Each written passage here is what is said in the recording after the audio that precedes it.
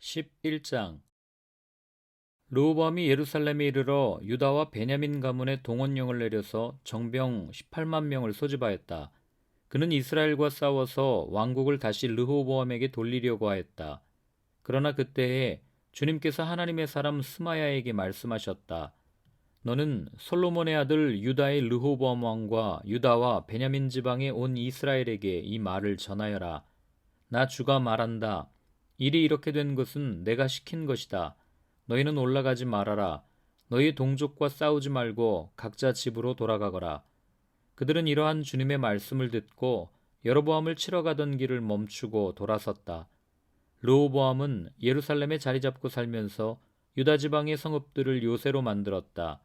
베들레헴과 에담과 드고아와 벳술과 소고와 아둘람과 가드와 마레사와 십과 아도라임과 라기스와 아세가와 소라와 아얄론과 헤브론이 그가 유다와 베냐민 지방에 세운 요새 성읍들이었다. 그는 이 요새 성읍들을 강화하고 거기에 책임자를 임명하고 양식과 기름과 술을 저장하여 두었다. 각 성읍마다 방패와 창을 마련하여 두어 성읍들을 크게 강화하였다. 이렇게 유다와 베냐민은 르호보암의 통치하에 들어갔다. 이스라엘 전국에 있던 제사장들과 레위 사람들이 모두 자기들이 살던 지역을 떠나 르호보암에게로 왔다.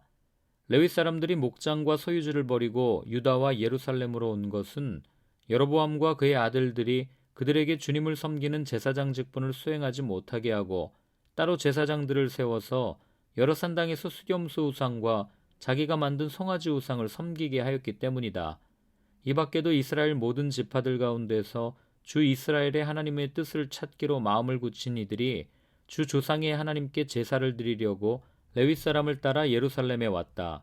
그들은 유다 나라를 강하게 하고 솔로몬의 아들 르호보암의 왕권을 확고하게 하여 주었다. 그러나 그것은 3년 동안 뿐이었다.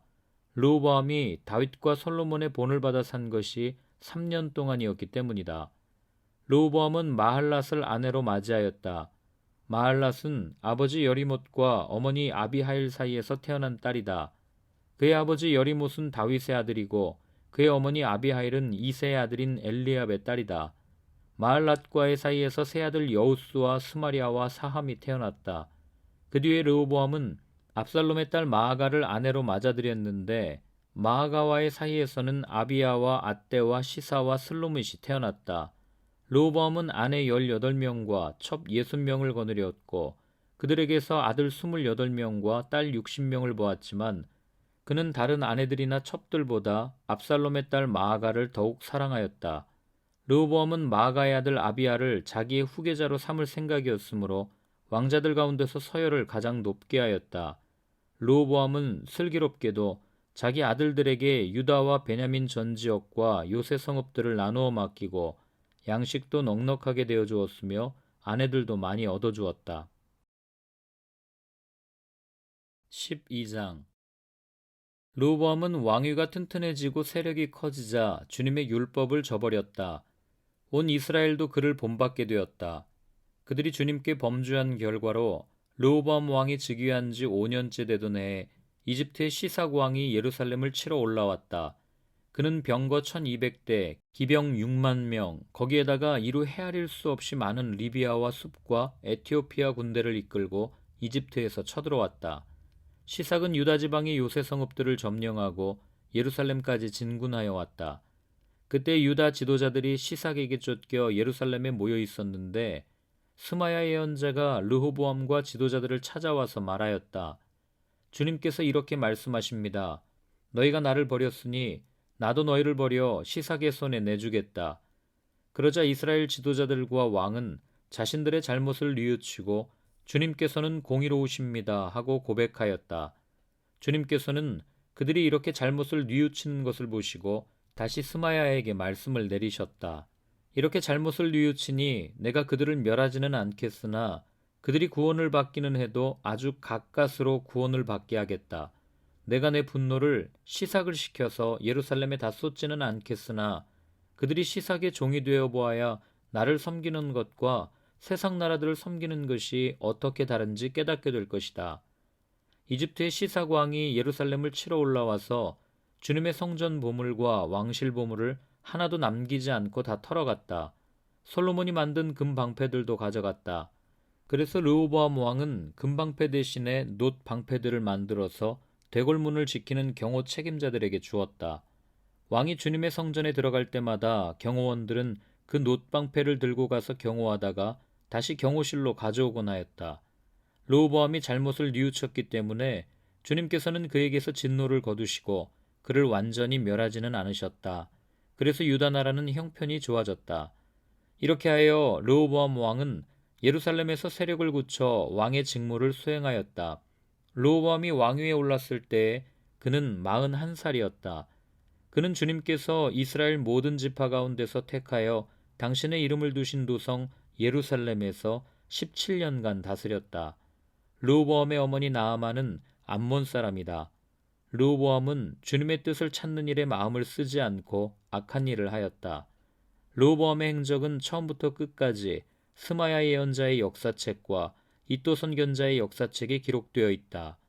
르호보암과 여로보암은 사는 날 동안 그들은 늘 싸웠다. 르호보암이 죽어서 다윗성에 안장되자 그의 아들 아비야가 그의 뒤를 이어 왕이 되었다. 13장 여로보암 왕 18년에 아비야가 유다의 왕이 되었다. 그는 예루살렘에서 세 해 동안 다스렸다. 그의 어머니는 기브아 사람 우리엘의 딸 미가야이다. 아비야와 여로보암 사이에 전쟁이 벌어졌다. 아비야는 전쟁에 용감한 군인 40만을 뽑아 싸우러 나갔고 여로보암 역시 정예군인 80만을 뽑아서 맞섰다. 아비야가 에브라임 산간 지역에 있는 스마라임 산 위에 서서 소리쳤다. 여로보암과 온 이스라엘은 내가 하는 말을 들어라. 주 이스라엘의 하나님께서 다윗과 소금으로 파기될 수 없는 언약을 맺으시고 이스라엘을 다윗이 다스릴 나라로 영원히 그와 그의 자손에게 주신 것을 너희들이 모를 리가 없을 것이다. 그런데 다윗의 아들 솔로몬의 신하였던 느밧의 아들 여로보암이 일어나서 자기 임금에게 반역하였다. 건달과 불량배들이 여로보암 주변으로 몰려들어 솔로몬의 아들 르호보암을 대적하였다. 이때 르호보암은 아직 어리고 마음도 약하여 그들을 막아낼 힘이 없었다.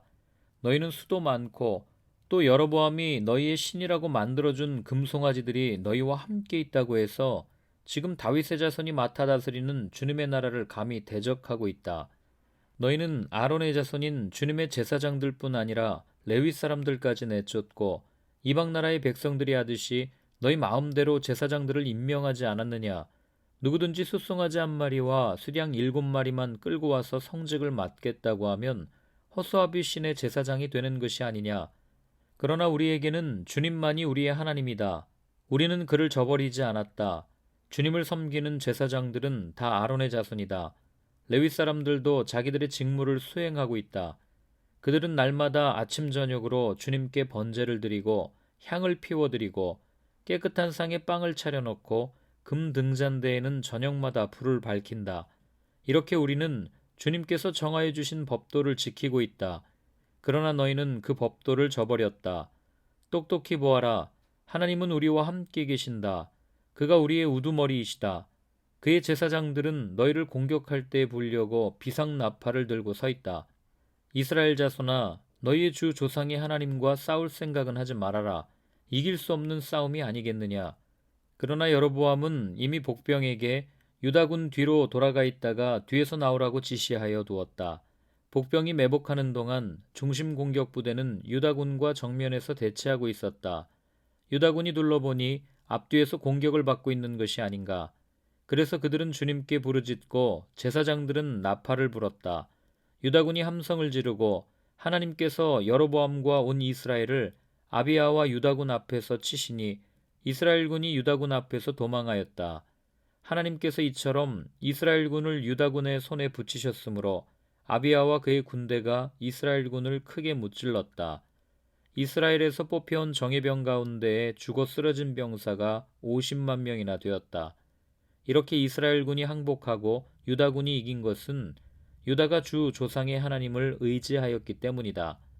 아비야는 여로보암을 뒤쫓아가서 그의 성읍들, 곧 베델과 그 주변 마을들, 여서나와 그 주변 마을들, 에브론과 그 주변 마을들을 빼앗았다. 여로보암은 아비야 생전에 다시 힘을 회복하지 못하고 주님께 벌을 받아서 죽고 말았다. 그러나 아비야는 더 강해졌다. 그는 아내 14을 두었으며 아들 22과 딸 16을 낳았다. 아비야 통치 때 다른 사건들과 그의 치적과 언행은 이도 예언자의 역사책에 기록되어 있다.